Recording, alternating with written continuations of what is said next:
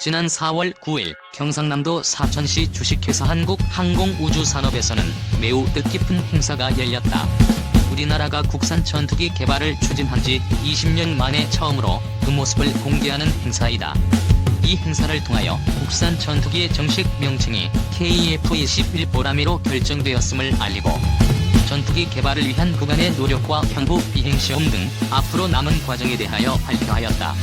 이로써 우리나라는 세계에서 전투기를 독자 개발하는 13번째 국가이며 제한적인 스텔스 기능을 보유한 4.5세대 전투기 개발을 고려하면 8번째 개발 국가가 되었다. 언론에 공개된 바에 따르면 KF-21 사업은 개발비가 8조 8천억 원, 양산비가 9조 2천억 원으로 총 사업 규모가 18조 원에 이르는 우리나라 무기체계 개발 역사상 최대 규모의 사업이다. KF-21은 KF-16을 능가하는 성능을 가지고 있으며 부분적 스텔스 기능을 보유하고 있어 4.5세대 전투기로 분류되고 있다. 방위사업청은 보도자료를 통해 KF-21 개발을 통해 국내 항공기술의 국제적인 경쟁력을 확보하고 해외 전투기 개발과 성능 개량 사업에도 참여할 수 있는 토대를 제공하여 미래 항공우주 시장의 선진 대열에 동참하게 될 것으로 기대된다. 고 밝혔다. KF-21은 절반의 스텔스 기능을 보유하여 베이비 랩터라는 별명을 가지고 있으며 향후 내부 무장창 등의 개선을 통해 스텔스기로 성능 개량이 예정되어 있다. 2028년까지 40대, 2032년까지 모두 120대를 실전 배치할 계획인 KF-21은 아직 풀어야 할 숙제가 많이 남아있다. 우선 실전 배치를 위해서는 2026년까지 2000여 회의 시험 비행을 성공해야 한다.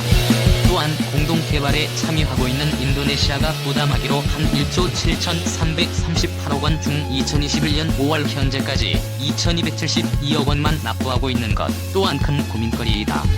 하지만 이러한 문제점은 사업 관계자뿐만 아니라 언론에도 공개되어 있어 KF-21에 관심 있는 국민이라면 누구나 알 수 있는 내용이다. 식별된 리스크는 리스크가 아닌 이슈이다. 라는 말이 일들이 문제들은 방위사업청이 사업 관리를 통해 극복하여 성공적인 체계 개발과 양산을 수행할 것으로 기대하고 있다. 앞으로 KF-21이 우리나라의 영공수라는 임무를 잘 수행하기 위해서는 이미 식별되고 알려진 문제를 고민하는 것도 매우 중요한 일이지만 시제기가 출고된 현 시점에서는 전력화 이후 어떻게 운용할 것인가에 대한 고민도 매우 중요한 사항이라고 생각한다. KF-21의 효율적인 운영 유지 방안을 마련하기 위하여 수명주기 비용 관점에서 관련 법규를 검토하고 최근 미국의 전투기 운영비와 관련된 이슈들을 검토하여 운영 유지를 위한 방안을 고민하려고 한다. 일반적으로 무기체계는 어떤 무기체계를 확보할 것인가에 대한 기획을 하고 이를 확보하여 실전 배치까지 매우 긴 시간이 소요된다.